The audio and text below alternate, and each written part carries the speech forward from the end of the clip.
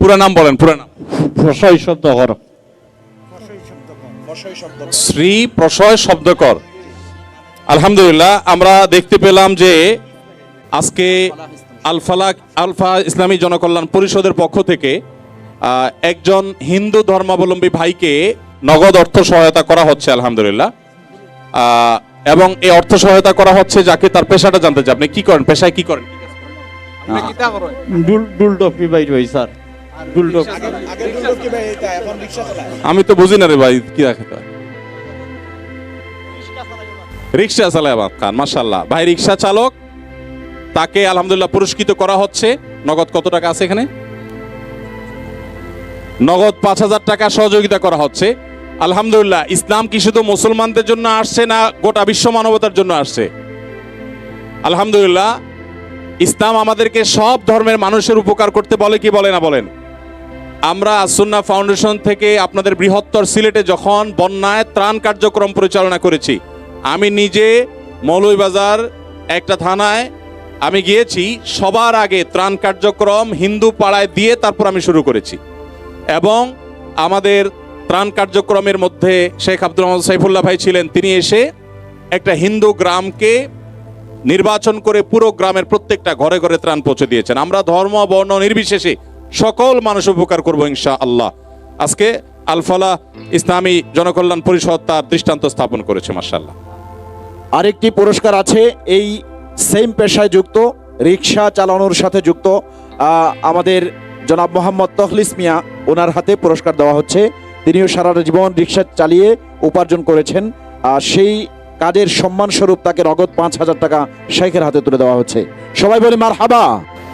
Stock করে মালামাল জমা করে মূল্য বৃদ্ধি করে বেচা কিনা করা জায়েজ আছে কিনা? এখন পেঁয়াজ নিয়ে চলছে তুলকালাম, কদিন পর পরে আমাদের দেশে এগুলো হয় না? নবী সাল্লাল্লাহু আলাইহি ওয়াসাল্লাম বলেছেন আল মুহতাকিরু খাতি, যে ব্যক্তি সংকট সৃষ্টি করার জন্য সমাজে মাল সরায় রেখা দাম বাড়লে তখন বিক্রি করে, সে গুনাহগার, সে হারাম কাজ করে, গুনাহের কাজ করে। বিধায় সংকট সৃষ্টি করে তারপরে দাম বাড়ায় বিক্রি করব। ব্যবসায়ীরা যারা এই কাজ করেন তারা গুনাহের কাজ করেন। খুব আফসোস হয়, অনেক লম্বা দাড়িওয়ালা মুরব্বী আছেন, মাথা টুপিওয়ালা মুরব্বী আছেন, যারা এই সমস্ত অপকর্মে লিপ্ত। আল্লাহ তাআলা আমাদেরকে এই সমস্ত গুনাহ থেকে বেঁচে থাকার তৌফিক দান করুন। টাকা পয়সা কিছু কামাবেন কিন্তু সাথে জাহান্নাম নিশ্চিত করে ফেলবেন। অতএব আল্লাহর ভয়ে এগুলো থেকে সরে আসার চেষ্টা করুন। এরপরে প্রশ্ন হলো, মসজিদের জায়গা ওয়াকফ করে না দিলে ইবাদত বন্দেগী সহি হবে কিনা, এ ব্যাপারে আপনার মতামত জানতে চাই। কোনো মসজিদের জায়গা যদি মালিকরা ওয়াকফ করে না দেন, সেখানে নামাজ কালাম পড়লে ইবাদতবন্দি করলে নামাজ কালাম হয়ে যাবে, হবে না এটা ঠিক না। তবে ওই জায়গাটা মসজিদের মর্যাদা পাবে না। ওয়াকফ করার আগ পর্যন্ত মসজিদের মর্যাদা, সেখানে ইতিকাফ করা, মসজিদের যে মর্যাদাগুলো আছে সেগুলো পেতে হলে ওয়াকফ করতে হবে। কেউ কারো জায়গা ভাড়া দিয়েছে বা সাময়িকভাবে দিয়েছে যে এখানে সবাই নামাজ পড়েন, তো সেখানে নামাজ পড়া জায়েজ আছে। সেখানে নামাজ পড়লে যে নামাজ হবে না এমন কোনো কথা নেই। আরেকজনের জায়গাতে নামাজ হবে যদি সে পারমিশন দেয়।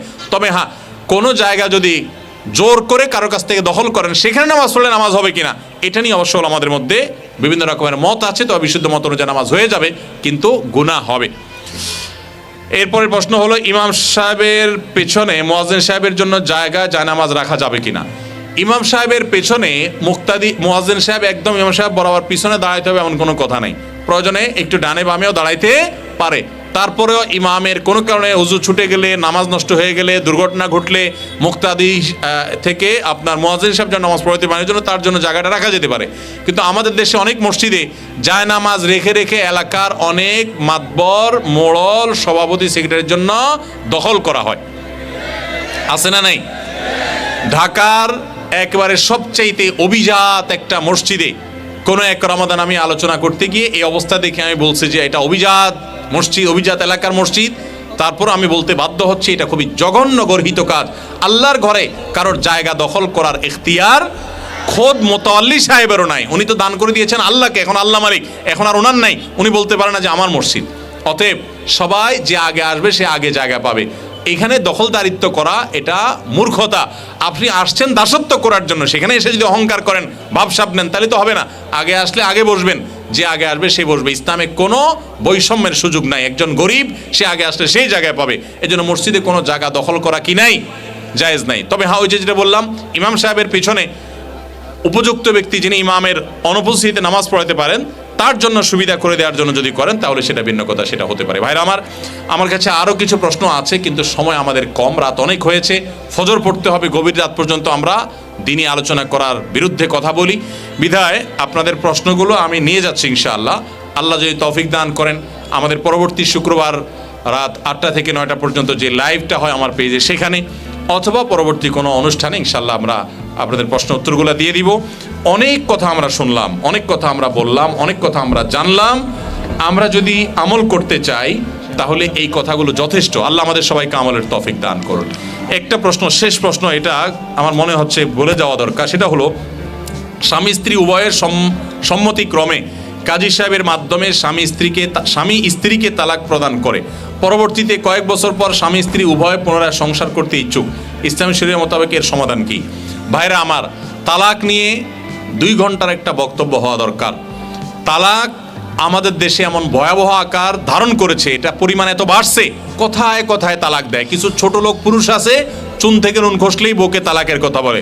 আবার কিছু ছোট লোক মহিলা আছে, চুন থেকে নুন খসলেই বলে আমি গেলাম বাপের বাড়ি, তোর সংসার তুই, আছে না নাই?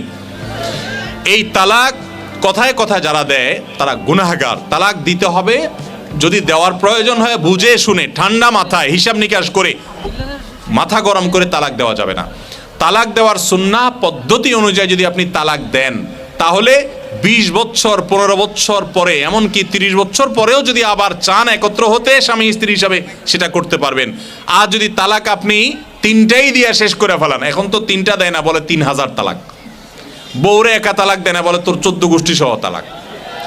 এই সব কথা যারা বলে এরা মূর্খ, এরা পাপী, এরা অপরাধী, এরা গুনাহগার। কোন অবস্থাতে এগুলো জায়েজ নাই। কিন্তু 3টা তালাক দিয়ে ফেলছেন, শেষ, এখন আর স্বামী স্ত্রী হিসাবে থাকার সুযোগ নেই।